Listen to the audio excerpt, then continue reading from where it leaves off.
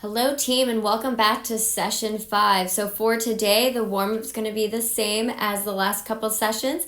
So you're going to go into 2 minutes of jump rope or that 250 meter run, then go into 25 meters of walking lunges and 25 meters of hip rotations, and then 10 windscreen wipers, 10 scorpion bridges, and 5 tiger push-ups.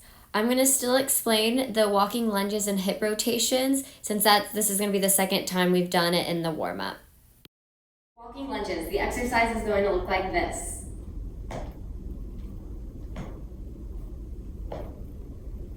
So, for the walking lunges, the main benefit is total body integration as well as high metabolic demand and hip stability. So you're going to begin for that start position and facing that path of travel in that tri-ready stance. You're going to be stepping out, bringing those knees down that 90-degree angle, staying up nice and tall and going to the opposite leg. So for this one's rep count, you're going to be doing distance traveled, or it could be for time depending on what the workout prescribes.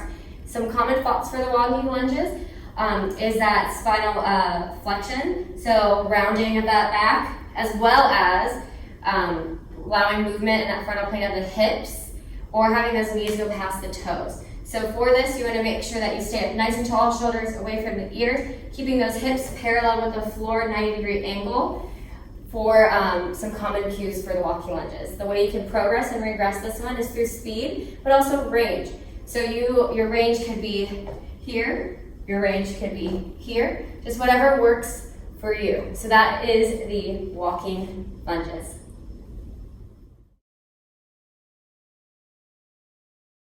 Hip rotations. The exercise is going to look like this.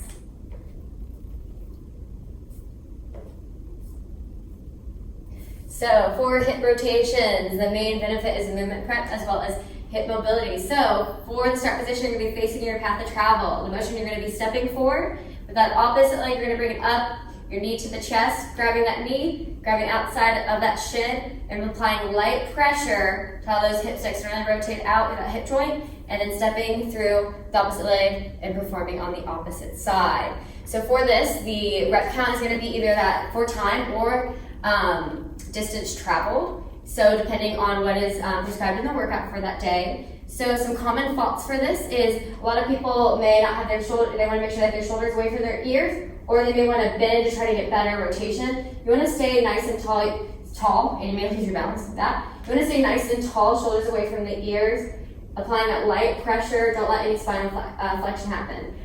So the progression and regression for this one is really just that range of motion. So how far you're rotating that knee out. But don't push it, it's just a movement preparation exercise and it'll progress over time. And that is the hip rotations.